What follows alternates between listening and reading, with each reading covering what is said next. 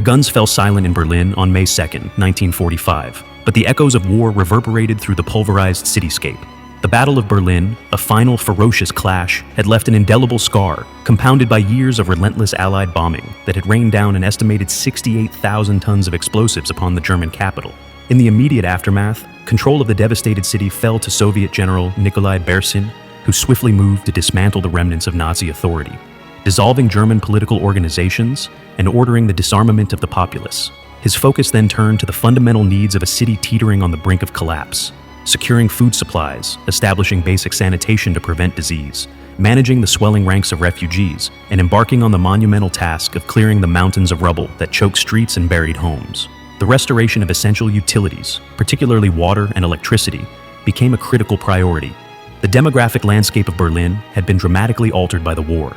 From a pre-war population of 3.5 million in 1940, the city had shrunk to approximately 2 million by May 1945, a figure that continued to fluctuate with the constant influx of displaced persons seeking refuge amidst the ruins. The breakdown of order in the immediate post-war period led to a surge in crime, with widespread looting and instances of sexual violence, despite official Soviet prohibitions. The sheer number of casualties left unburied created a public health crisis. Tens of thousands of decomposing bodies not only fouled the air with a pervasive stench, but also became breeding grounds for disease. Epidemics of pneumonia, tuberculosis, and typhoid fever swept through the weakened population, exacerbating the already dire situation. The city's infrastructure lay in tatters, severely hindering transportation networks and the distribution of desperately needed supplies. Roads were impassable, and vital communication lines were severed. However, amidst the destruction, pockets of resilience emerged.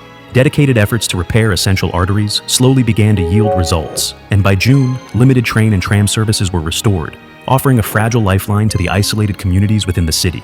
The housing situation was catastrophic, with an estimated 2/3 of Berlin's housing stock destroyed or rendered uninhabitable.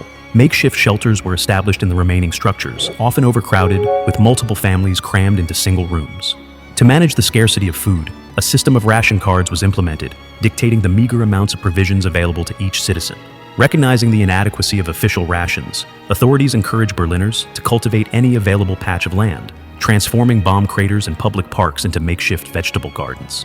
Inevitably, a thriving black market emerged, a shadowy economy where goods and services were exchanged outside official channels, often at exorbitant prices.